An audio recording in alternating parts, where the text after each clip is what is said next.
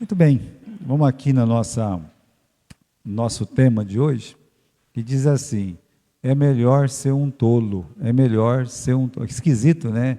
A gente poder falar uma coisa dessa. É melhor ser um tolo, né? O que é tolo? É uma pessoa considerada, assim, um bobão, né? É uma pessoa tola, parece que essa pessoa não regula bem da cabeça. Então, parece que, né, que nós vamos ler aí, se você olhar bem o versículo 8, estou com um negócio aqui na boca, né? Você bem o versículo 18, diz assim, ó: ninguém engane a si mesmo, se alguém dentre vós se tem por sábio nesse mundo, faça-se tolo, faça-se de bobo, faça-se um tolo, né? É o que a palavra de Deus está dizendo. Então, nosso tema de hoje de manhã, ele vem desse versículo 18, do capítulo 3, do versículo 18. Quando Deus mesmo, pelo Espírito Santo, ele olha para nós e ele fala assim: é melhor a gente ser bobo, né? É melhor a gente ser um louco, é melhor a gente ser um tolo, é o que a palavra de Deus está dizendo. Vamos fazer uma recapitulação rapidamente, né? Aqui nós falamos do socorro, né? Do SOS, né? Vamos mandar um SOS aí para a igreja. A igreja de Corinto era uma igreja, meus irmãos, que estava vivendo um caos.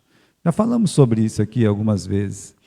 Era muito problema dentro da igreja, era muita briga, muita confusão, um irmão contra o outro. O problema assim, tinha um monte de grupinho dentro da igreja, um queria uma coisa, outro queria outra, sabe? Um falava: eu sou de Paulo, eu sou de Apolo, eu sou de Cefas, eu sou de Cristo. Então eles estavam assim, correndo atrás dos homens e não atrás de Deus. Estavam querendo servir a homens em vez de servir a Deus. Então, com tantos problemas, com tantas áreas problemáticas, o capítulo 1, 2 e 3, Paulo ele tenta arrumar essa questão da divisão que tinha dentro da igreja, um monte de facção lá, né? Eles se orgulhavam de ser de Paulo, se orgulhava de ser de Apolo. Isso é uma facção.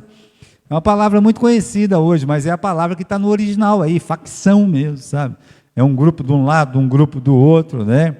Então a gente pode imaginar, essas facções aí, quando elas se encontram aí nos arredores do nosso país, aqui em São Paulo não muito, mas aí nessas beiradas em outros lugares, elas se enfrentam, né? Elas querem mostrar quem que é a maior. E aí, às vezes, na igreja acontece isso. Na igreja acontece das facções ficar aí, né? Facções dentro da igreja. Pois é, irmãos. Está errado. Mas às vezes pode existir dentro da igreja facções. Quando você vê alguém falando mal do irmão, você vê alguém falando mal do pastor, sai de perto disso, isso vai formar uma facção. Você tem que se afastar, falar: olha, você está orando por ele? Você quer, vamos orar por essa pessoa, vamos colocar na mão do Senhor. Quase poucas pessoas fazem isso, mas é o dever do cristão fazer isso aí, né? Como Paulo tenta resolver esse problema, né? Procura levar os irmãos a pensar, a agir e a viver olhando para Jesus, não para os homens, né? Paulo quer que eles entendam o quê? Que eles não servem aos homens, mas eles servem a quem? A Jesus Cristo. Então, eles não estavam servindo Paulo, eles não estavam servindo Apolo, eles não estavam servindo a Cefas, eles estavam servindo Jesus. Então, irmão, na igreja, se você vem por algum motivo que não seja Cristo, está errado. Eu vou na igreja porque lá tem uma moça bonita, diz o rapaz, está errado. Eu vou na igreja porque lá tem um moço bonito, diz a moça, está errado. Eu vou na igreja porque lá, né, eu gosto da música, está errado. Por quê? Porque esse não é o motivo de uma pessoa servir a Deus. Quando não tiver a música, o que vai acontecer? A pessoa vai se afastar. Quando aquele rapazinho, aquela mocinha sai da igreja, o que vai acontecer? Ela vai se afastar e ele vai se afastar. Por isso, se o motivo que você está na casa do Senhor é alguma outra coisa que não seja Jesus, eu estou lá porque eu gosto do pastor, o pastor vai embora, o pastor morre, o pastor falha, então a pessoa vai embora também. Ela não está servindo a Deus, ela está servindo a quem? Aos homens. Primeiro, né, essa recapitulação. O que a gente viu a semana passada, né? Paulo, ele usou uma metáfora que é a igreja como se fosse um edifício. E ele falou assim, ó, nós somos construtores, vocês são edifício de Deus, lavoura de Deus. Então ele comparou a igreja como uma lavoura, como um edifício. Aí ele faz o seguinte, ei rapaz, pode voltar. Pega ele, Felipe ou Natan. Ele não vai beber água, não. Não vai beber água, não. Não. Não vai, não. Pode ir. Isso. Não. Ô, Natan. Não, pode tirar. Eu conheço ele. Pode ir. Isso. Ele vai ter uma lição hoje. Ele acha que aqui é a casa dele. Não é a casa dele. A casa dele ele tem que aprender a respeitar, que na casa dele ele faz o que ele quiser. Aqui não. Tá? Então você vai lá para fora. Isso. Ele tem dado trabalho desde que ele chegou. Por quê? Porque deixa ele fazer o que ele quiser. Criança não é para fazer o que quer. Eles têm que aprender que tem disciplina, que tem respeito. E ele está desrespeitando desde o começo. Então a gente tem que pôr ordem. Casa de Deus é uma casa de respeito. Não quer respeitar? Fica lá na casa, lá com o pai, com a mãe, não tem problema nenhum. Lá ele pode virar piroleta, bater na mãe, bater no pai, gritar, chutar, É a casa dele. O pai permite. Na igreja não. Tá? Na igreja não. Muito bem, meus irmãos, estamos aqui. O que a gente viu no estudo anterior? Paulo usou a metáfora descrevendo a igreja ou a vida cristã como um edifício. Somos construtores, ou seja, a igreja ela está sempre em obras. Coloca isso na sua cabeça. A igreja está em construção. Então Paulo fala assim, veja, vamos ver o versículo aqui, no capítulo 3, versículo 11, Deixa eu ver se é o versículo. Não, versículo 10, lá no final. A última frase do versículo 10, diz assim, veja cada um como constrói, veja cada um como está edificando. O que é edificar? É o ensino, são suas atitudes, são suas motivações. Você está ensinando aqui, Você está sendo motivado. Olha, o que já acabamos de falar, veja cada um o que está ensinando. Veja cada um qual é a sua motivação para servir a Deus, Veja cada um quais são as suas atitudes dentro e fora da igreja. Olha, veja cada um. Por quê?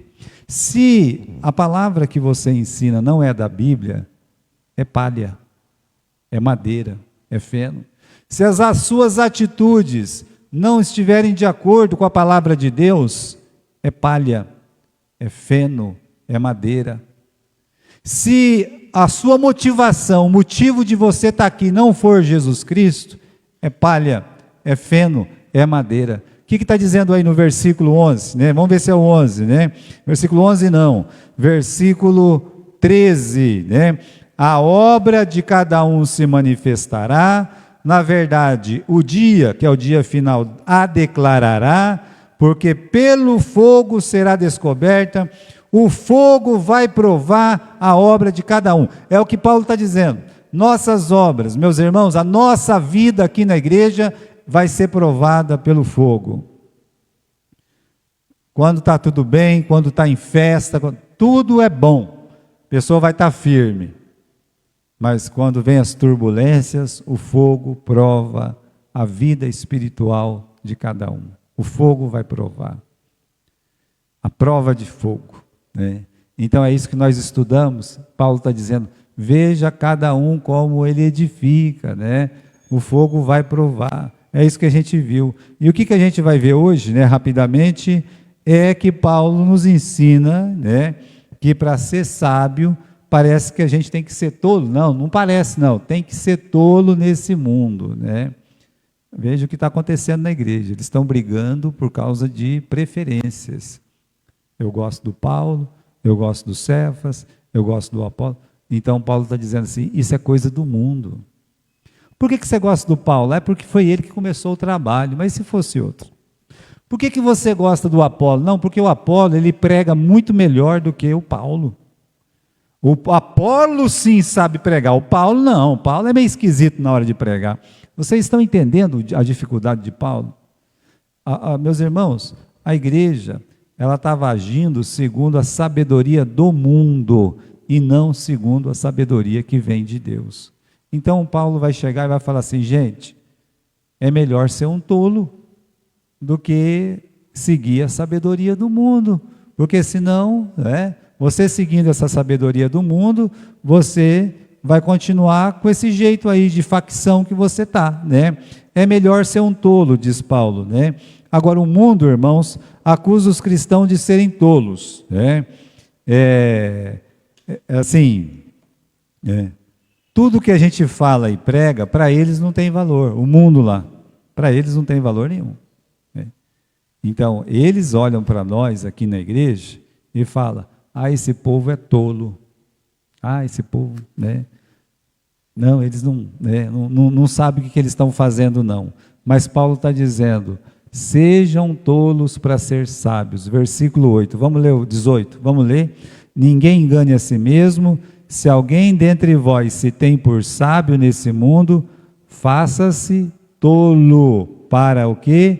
Para ser sábio. Faça-se de tolo para ser sábio. Não é uma coisa esquisita isso de ler? Não é? Você consegue ler isso aí e ainda ficar com a cara boa? Eu tenho que ser tolo para ser um sábio? É isso mesmo que Paulo está dizendo? Quando nós pensamos, quando nós agimos, quando nós vivemos segundo o padrão de Deus, o mundo vai chamar você do quê? De um tolo, né? Se queremos ser verdadeiramente sábio, você precisa ser um tolo aos olhos do mundo, né? Sabe, aqui no capítulo 4, dá uma olhadinha aí no capítulo 4, no versículo 10, o apóstolo Paulo, ele cita essa frase, ele diz assim, nós somos loucos por amor de Cristo, porque o mundo chama o cristianismo de loucura, é uma doidice, não é verdade? Uma religião que o símbolo dessa religião, às vezes a gente vê, né, os cristãos fazer o seguinte, colocando o símbolo do leão, é bonito, eu acho legal, Jesus é o leão da tribo de Judá, né? De um anjo forte, uma coisa assim, legal, a Bíblia tem anjo também, mas o símbolo do cristianismo, o verdadeiro símbolo do cristianismo, qual que é? É uma cruz, não é? É uma cruz. Por que é uma cruz? Porque Paulo disse, eu prego a Cristo e esse crucificado. Aí ele mesmo diz o seguinte, que essa mensagem da cruz é o quê? É uma loucura, é uma doidice. Quando Paulo falou para Festo, governador Festo, sobre Jesus morrer na cruz, olha o que o Festo falou para ele, chamou ele de doido. Paulo, as muitas palavras te fazem delirar, né? Você é doido, Paulo, ficar falando essas coisas, você é um maluco. Quando Paulo estava lá em Atenas pregando Jesus, pregando a ressurreição, alguém olhou e disse assim, olha, tem um doido lá na praça, um maluco, um papagaio, né? Ele está falando de Jesus aí, de um tal Jesus, de um defunto aí, né? E de uma tal ressurreição. Então, irmãos, quando Paulo foi no berço da sabedoria mundial, porque Atenas é o berço do conhecimento, até hoje eles falam isso. Atenas é a casa do Sócrates, a casa do Aristóteles, a casa pois é. E eles que disseram, tem um doido lá na praça, quando Paulo pregou pela primeira vez na praça. Ninguém conhecia Deus. Por isso que a mensagem de Paulo em Atenas foi, o Deus que vocês não conhecem, o Deus desconhecido. Meus irmãos, está aí. O que o mundo considera ser sabedoria? O que o mundo considera ser sabedoria? O que é sabedoria? É conhecimento de fatos, conhecimento de informações. Se você tem grande conhecimento em ciência, se você tem grande conhecimento nas artes, se você tem um grande conhecimento na literatura, se você tem um grande conhecimento em tecnologia, você é um sábio. Você é uma pessoa sábia. Sabe, se você tem esse grande conhecimento, O mundo sempre foi assim, o mundo não vai mudar. Agora, isso é certo ou é errado, pastor? Não, não é uma questão de ser certo ou é errado. Não, a gente vai ver que o conhecimento quem Deus deu para o homem foi o próprio Deus. Olha, é uma coisa útil, não é mal não, né? Agora, quando você usa esse conhecimento para quê? E usa esse conhecimento para servir a Deus. Vocês sabem, não sei se é verdade essa história, mas eu escutei, né? Eu li num livro uma vez, até onde isso é verdade, eu tinha que confirmar, mas eu assim não tenho como confirmar isso de fato. Pense bem, né? Você pega um Santos Dumont, que para mim foi ele que inventou o avião. Ah, porque os irmãos Bright, sei lá o que, lá nos Estados Unidos, meus irmãos, a corda sempre estoura do lado do mais fraco. E o Brasil é o lado mais fraco, né? O nosso 14 bis, o nosso Santos Dumont, ele inventou o avião. E aí fez com que o avião subisse, andasse, coisa e tal, né? Muito bem. Quando ele inventou o avião, acho que foi em 1904, 1905, não me lembro quando ele fez isso aí, né? Foi uma coisa muito legal, começaram a produzir os aviões em série, aí de repente saiu a guerra, e quando saiu a guerra, é dito que ele viu aviões soltando bomba. Você acha que o avião é uma coisa boa ou é uma coisa ruim? Eu acho que é uma coisa boa. Vai andar lá no Amazonas, não tem estrada, você tem que andar de barco, só que o rio não é reto, o rio é assim, ó, vai fazendo assim, assim. Você para andar, meus irmãos, você andar 100 quilômetros em linha reta lá, se você não tiver um barco a motor, você leva 4, 5 dias para chegar em 100 quilômetros. É uma densa mata. Então, o avião, em questão de 10 minutinhos, 100 quilômetros. Daqui, meus irmãos, quando você sai de avião, daqui até Bauru, linha reta mesmo, você vai gastar aí uns 15 minutos, 10 minutos. É muito rápido. Né? Agora, é uma coisa boa. Agora, é uma coisa boa, né? O homem pegar e falar assim, que legal, agora eu estou aqui de cima, eu vou jogar uma bomba lá embaixo, vai matar todo mundo. Está vendo só? Né? Se é uma coisa útil, amém. A sua arte, a sua ciência, o seu conhecimento, não é uma coisa ruim, é uma coisa boa, maravilhosa, desde que louva a Deus. Lá no livro de Eclesiastes, no capítulo 1, veja lá comigo, né? Eclesiastes, capítulo 1. Depois, meus irmãos, do livro de Provérbios, você encontra aí o livro de Eclesiastes. E o homem mais sábio desse mundo, que foi o Salomão, escreveu o livro de Eclesiastes, e ele fala uma coisa interessante aqui, no versículo 30, capítulo 1 e versículo 16. Falei eu com o meu coração, dizendo, eis que eu me engrandeci, e sobrepujei em sabedoria todos que houve antes de mim em Jerusalém, e o meu coração contemplou abundantemente a sabedoria e o conhecimento.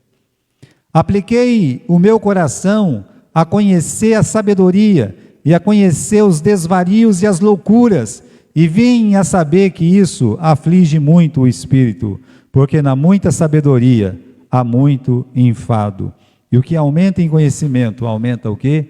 A sua dor. Na muita sabedoria tem cansaço. No aumento da ciência é o aumento da dor. Que interessante isso, né? Pare para pensar. Meus irmãos, né?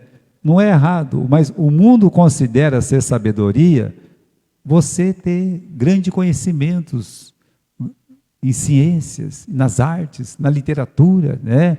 Na matemática, na tecnologia. Cuidado, né? Cuidado. Eu contei para vocês aqui aquela história do barqueiro e o cientista, né? Lá, que teve lá no Amazonas. O cientista chegou com com seu computador e aquela coisa toda, colocou dentro do barquinho e falou, rema para o outro lado, né? E o barqueiro, tadinho, tá, lá, é assim que funciona, né? E aí o cientista, como é que é o seu nome? É João. João, né? Tá bom, né? Você estudou, João? Não, nunca estudei não, né? Não deu certo. Rapaz, você perdeu metade da sua vida por não ter estudado, né? Ô João, você conhece a capital lá, não sei de onde? Não, não conheço, eu nunca saí daqui. Rapaz, você nunca saiu daqui. Então, olha, você perdeu metade da sua vida, hein? Olha, puxa vida. Nunca saiu. Não, não, daqui eu nasci, aqui eu fui criado, né? Coisa e tal, né? E foi falando, perguntando, sabe, de conhecimentos, né? E tudo, coitadinho do João, falava, não, eu não sei de nada, né? Daqui a pouco deu um banzeiro. O banzeiro é quando o rio ele começa a mexer para tudo quanto é lado. E aí o barco, então, ele vai para fundo, ele vai para baixo. Não tem jeito. Pastor Edilson, eles viveram um banzeiro, ele, né?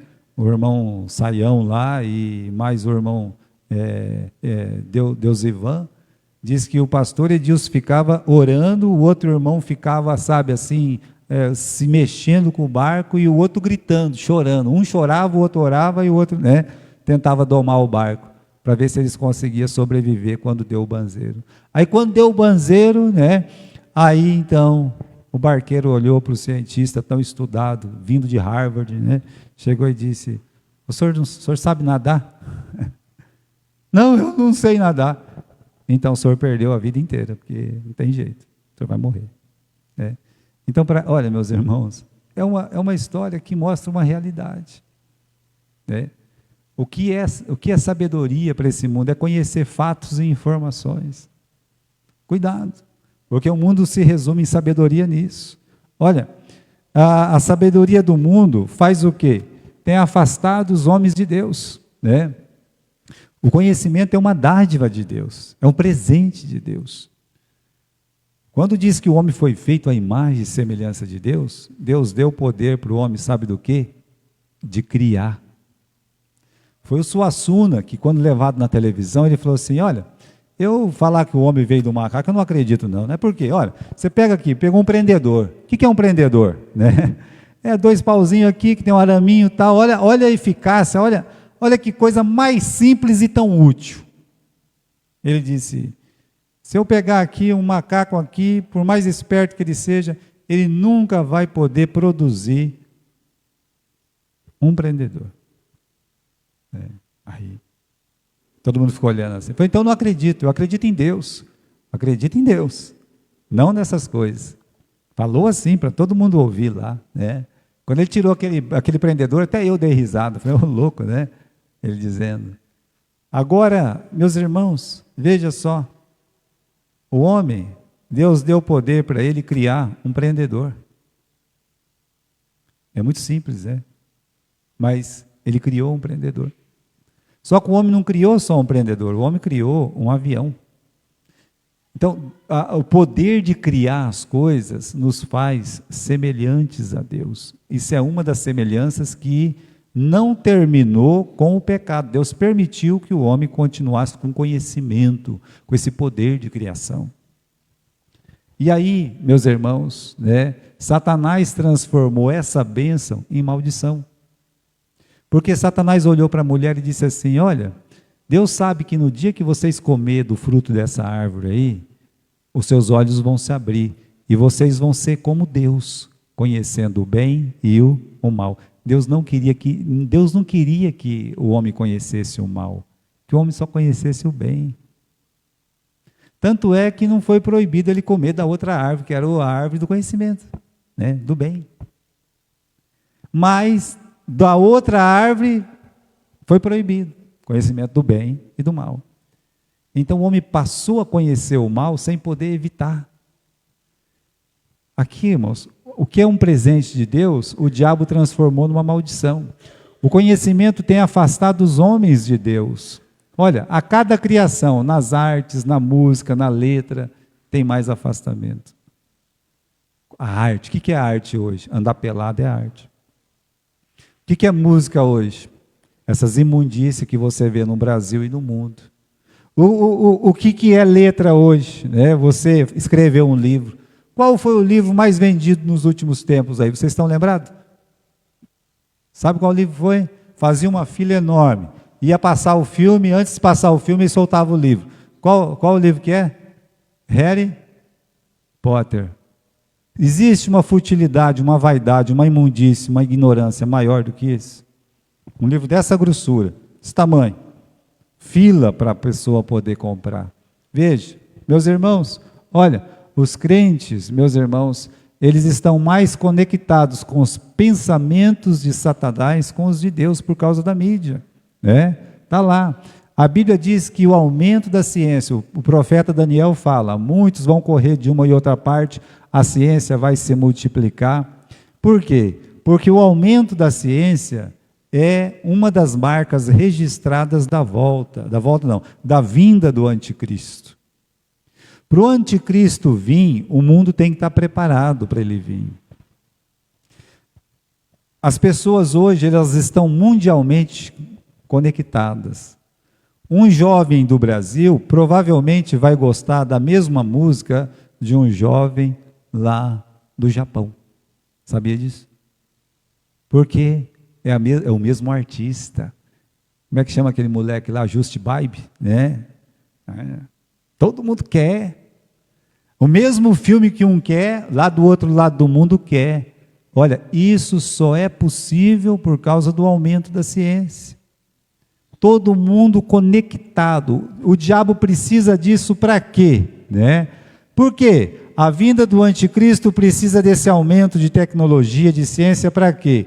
Para unificar e controlar a mente das pessoas, como ensina o livro de Apocalipse.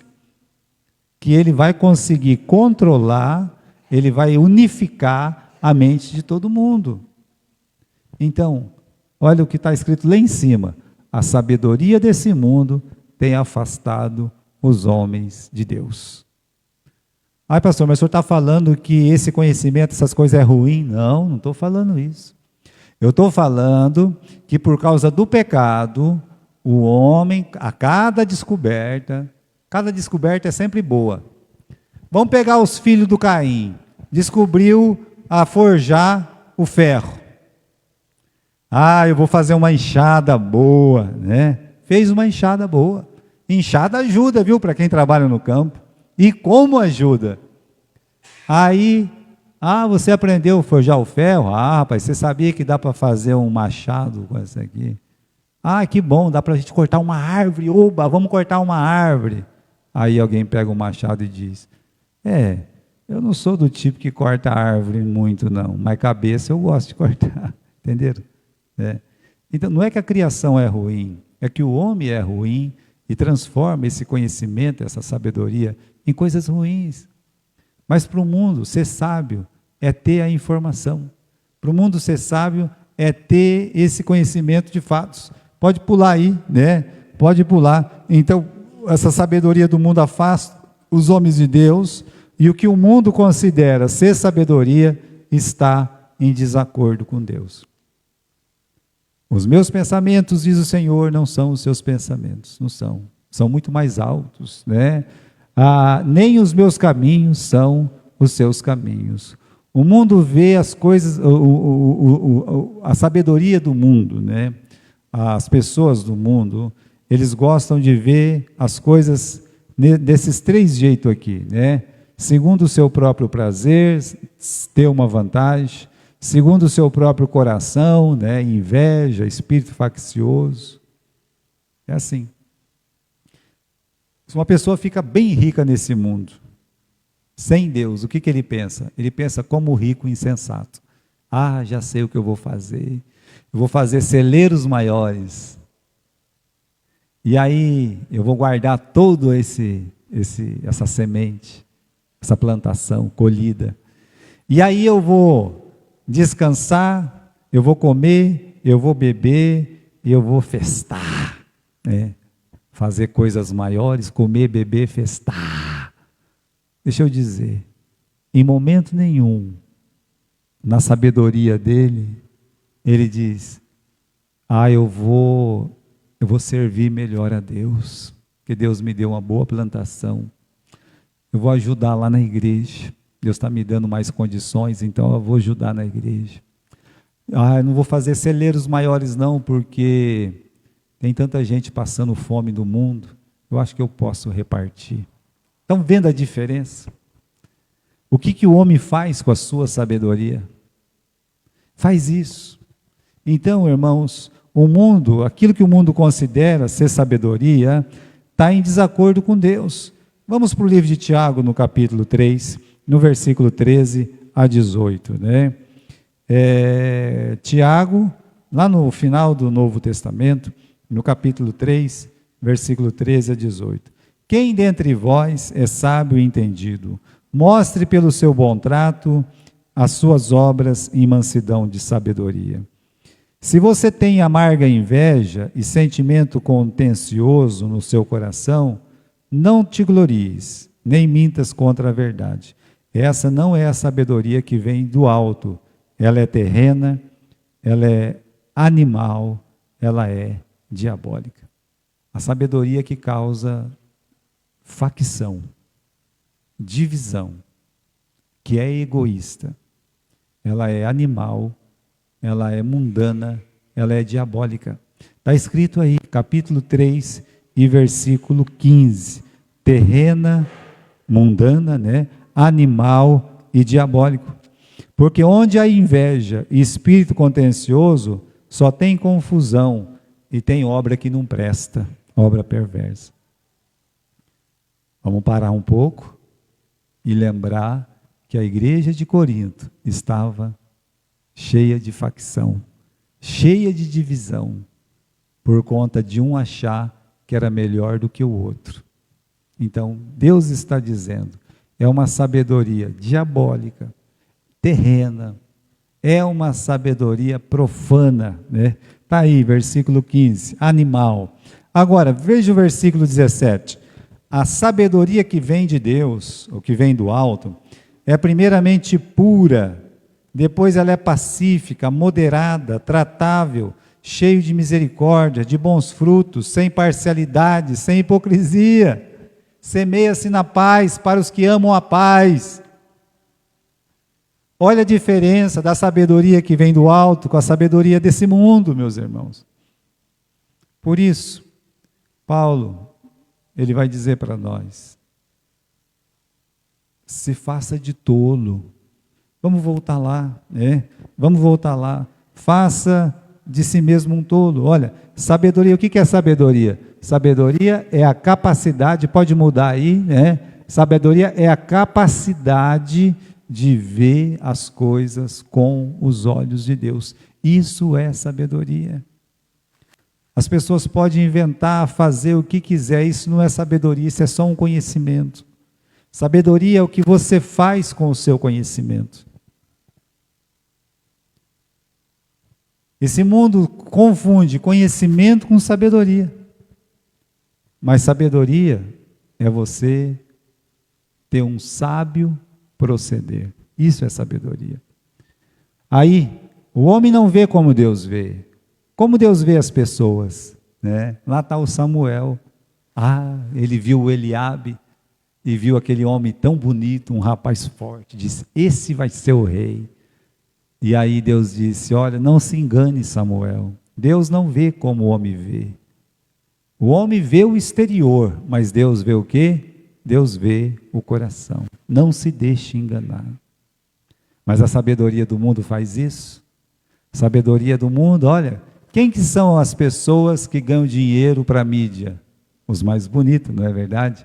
Os mais fortes, os mais que têm os corpos mais elegantes. Não é assim? Então, meus irmãos, essa é a sabedoria do mundo. Deus está dizendo, seja um tolo, não caia nessa. Seja um tolo. A forma que Deus vê as coisas, até os apóstolos caíram nessa. Eles param e eles olham aquele templo que o Herodes levou 46 anos para reformar. E depois de 46 anos reformando aquele templo, que era o templo de Salomão, ficou a coisa mais linda e os apóstolos disseram, Senhor, olha que edifício, olha que pedras, olha que ornamento, né? Olha que prédio mais lindo do mundo. O que Jesus disse? Não ficará pedra sobre pedra. Jesus disse, isso não tem diferença nenhuma para mim. Nenhuma. Nada. Tá? Olha como Deus vê. Olha como Deus vê a sua própria obra. Porque quando ele converteu Saulo, Ele disse para o Ananias: Ananias, vai lá, porque tem um rapaz chamado Saulo lá, você precisa falar do amor que eu tenho por ele, né? Vai lá, né? Ele precisa ser batizado. Aí o Ananias, um homem de Deus, disse: não, Senhor, aquele homem lá é muito mau, ele está aqui com carta para me matar, para matar os cristãos. Aí Deus disse: não, Ananias, ele é, para mim, ele é um vaso escolhido. Olha a diferença. Irmãos, quando chega alguém na igreja, quando chega um jovem, um rapaz, uma moça, a gente vai calculando segundo a nossa mente, segundo o nosso coração. Não faça isso. Seja um tolo. Seja um tolo. Aquele investimento, sabe? Ele deve ser feito por igual em todos. Todos. Porque você não sabe qual deles é o chamado. Qual deles realmente, né? No meu tempo de juventude, o mais sábio, o mais inteligente, o mais capacitado, ele parecia ser grande coisa mesmo. E hoje, meus irmãos, ele vive como um sodomita em outro país. Mas, na época parecia que seria o grande, né? E hoje vive numa prática de sodomia. Por isso, né? Olha lá, como Deus vê as pessoas, as coisas, a sua obra. É preciso enxergar as coisas com os olhos de Deus. Como é que Deus vê o casamento? Como é que a sabedoria do mundo vê o casamento? Se vê dois homens, duas mulheres juntas, é casamento. Não, para Deus. Como é que Deus vê a família? O que é a família para Deus? Hoje uma pessoa olha e fala: eu e meu cachorro é uma família. Não, de jeito nenhum. Você deve ter algum tio, alguma tia, algum primo, é sua família. Você deve ter irmão na igreja, é sua família. A criação de filhos, deixa fazer o que quiser. Não, deixa não. Disciplina, a vara da disciplina. Como Deus vê o trabalho, o esforço, o dinheiro, para ganhar um monte de coisa nesse mundo? Não, para servi-lo, para adorá-lo. Como Deus vê o pecador? Como uma pessoa que precisa de ajuda, de socorro, de ser evangelizado. Como Deus vê a igreja? Você pode achar que é uma loucura, mas Deus vê a igreja dele tão pura, no sangue de Jesus. Como a coisa mais importante que tem nesse mundo que ele deixou, a igreja. Então, lembre-se, o temor do Senhor é o princípio da sabedoria, para contemplar, apreciar, entender todas as coisas. Ah, pastor, eu não consigo, então eu não sou sábio, não tem problema. Tiago diz: você tem falta de sabedoria, peça para quem? Peça para Deus, que dá liberalmente. Então, irmãos, uma vez resolvido essa diferença, vamos lá, né? Dá uma olhadinha aqui em 1 Coríntios capítulo 3. Faça de si mesmo um tolo. Você precisa se tornar o que o mundo considera um tolo para ser verdadeiramente um sábio. Olhar o mundo com os olhos de Deus é fazer aquilo que Deus faria. No capítulo 3, versículo 18. Ninguém se engane a si mesmo. Se alguém dentre vós se tem por sábio neste mundo, faça-se louco para ser sábio. Só vamos pegar esse exemplo dado pela Bíblia, pelo apóstolo Paulo.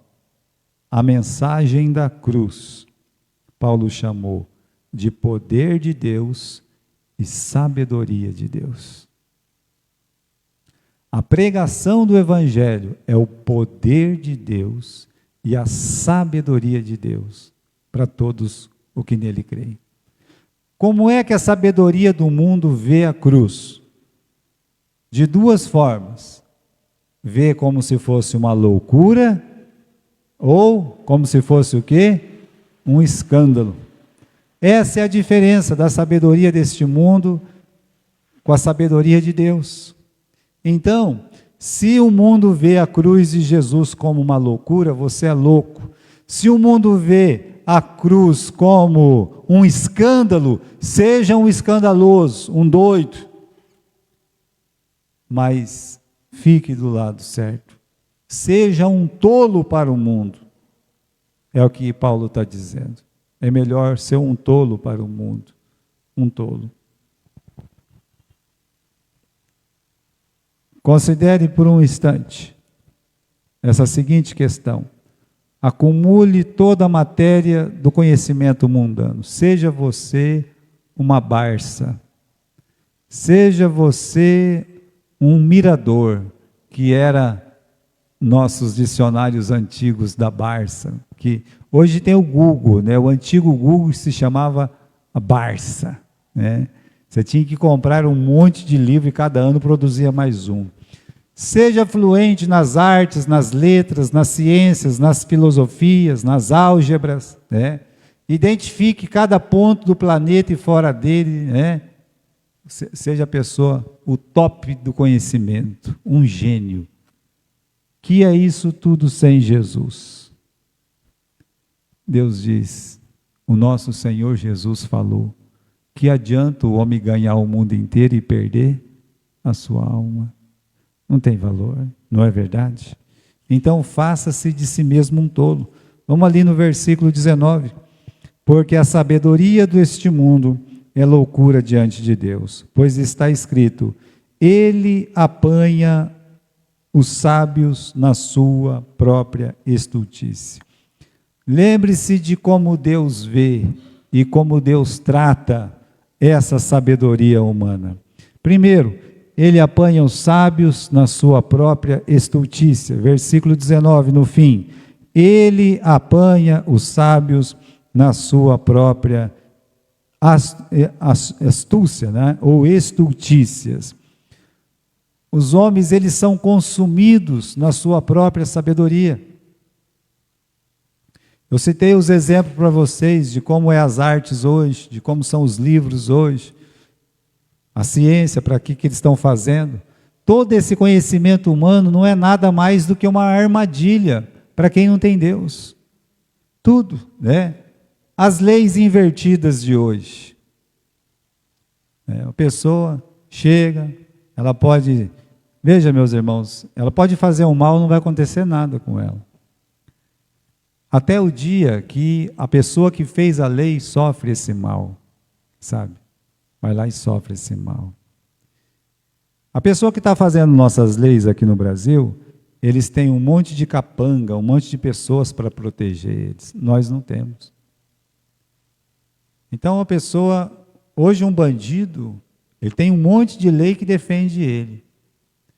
Mas aquela pessoa que vai sofrer na mão dele, praticamente não tem lei para defender ele. Só que essa é uma lei invertida. Um dia o que acontece? O que está acontecendo. Está difícil de dominar as coisas. Vai chegar o dia que vai ser impossível. As pessoas vão fazer o que eles quiserem. Não vai ter polícia mais. Não vai, não tem jeito de controlar. As coisas estão indo num passo que é incontrolável. Incontrolável. Não vai ter jeito. Por quê? Porque são leis invertidas, que vai contra a lei de Deus. Então, de repente, os países, os primeiros que aprovaram leis de aborto, leis de essa coisa de gênero, hoje eles estão definhando, estão se acabando. Por quê? Porque como não tem homem mais, não tem mulher mais, nesses países, não tem família. Quando um país não tem família, em 30, 40 anos ele acaba. Ele some. Porque não tem a próxima geração. Por que na Europa, tantos países, aquele povo da África e da Ásia, estão tendo que ir morar? As casas estão todas vazias. Não tem família. A pessoa fica velho, ela fica velha, não tiveram filho, ou casou, que neles fala casou, né? Homem com homem, mulher com mulher, não vai ter filho mesmo. Acabou. Então, meus irmãos, essa sabedoria está indo contra eles mesmos. E Deus manda nesses lugares que antes eram cristãos, onde tinha uma igreja, hoje tem uma boate, onde tinha uma igreja, hoje tem uma mesquita, eles vêm com a lei deles, sabe? Aí mata mulher, mata criança, mata isso tudo. Tá vendo só? Eles são pegos na sua própria, a grande sabedoria de fazer uma lei. Pois é, tá aí, nós já estamos vendo o resultado, né? Suas artes devassas, esse tipo de ensino nas escolas, olha que a escola virou, meus irmãos, como é difícil hoje os professores dar aula. O professor está dando aula, está lá 2, 3 moças se rebolando, com mais 2, 3 molequinhos se rebolando lá na frente, e ela não pode falar nada. Quando eu estudava no 2º grau, não estou falando 1º grau não, quando eu estava lá no 2º grau, entrava uma pessoa na porta, todo mundo ficava de pé. Todo mundo ficava de pé, abaixava a cabeça. Há 40 anos atrás, 35 anos atrás, o respeito. Mas aí veio as leis para favorecer os desrespeitosos. Eu lembro que uma vez uma professora quebrou uma régua de madeira na minha cabeça. E eu sou filho de professor, hein? Pá! Quebrou. Eles não quebravam de assim, não, quebravam de assim, ó. Né? Vou pegar. Eu chegava em casa e falei assim, agora eu vou apanhar de novo, né? Porque minha mãe é professora, vai contar para minha mãe, dito e feito. Chegava em casa, a professora falou que você fez bagunça lá. Pá. Outro dia eu estava que nem um santo lá na aula, né? Não abria a boca para nada. Ô professor, né, com aquela cara de pau, sabe? Bom dia, professor. Levava até uma florzinha, professor. Mas não era só eu. Era todos. Sabe por quê? Porque ainda tinha alguma coisa que prestava. Os pais tinham 7, 8 filhos. Na minha casa era 5. Na casa do vizinho de baixo era mais uns 6, 7. Na casa do vizinho do fundo era mais uma meia dúzia. Cada família tinha 7, tinha 8, tinha 9, tinha um monte de criança, né? Só que todos eles respeitavam o pai e a mãe. E tinha que respeitar na escola também. Olha, irmãos, o que eu estou dizendo para vocês. Olha lá. Os livros profanos estão se voltando contra eles mesmos. Há muita sabedoria, há muito enfado. A gente já leu. Ele sabe, isso aqui é a primeira coisa, né? A segunda coisa está no versículo 20. Outra vez, o Senhor conhece o pensamento dos sábios, sabe que é vaidade, fútil, é uma coisa sem valor, é uma coisa que a gente pode viver sem. Nós estamos mergulhados numa sociedade que preza pela futilidade.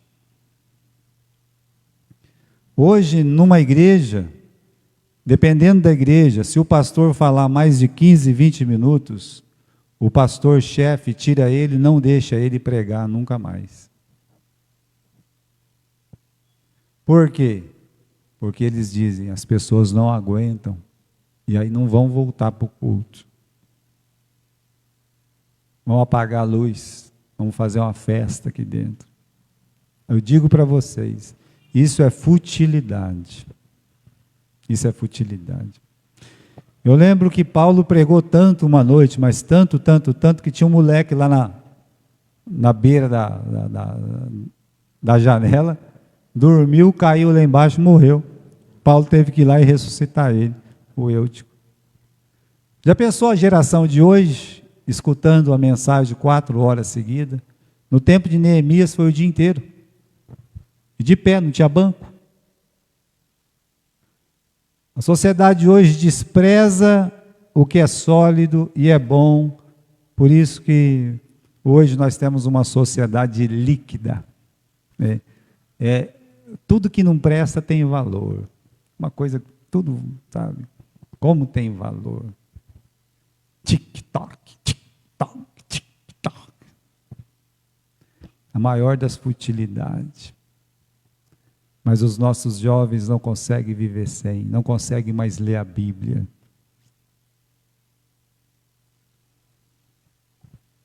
A sabedoria desse mundo é pega na sua própria astutícia. Ó, a coisa se vira contra ela, como está se virando. E a futilidade, como no versículo 20.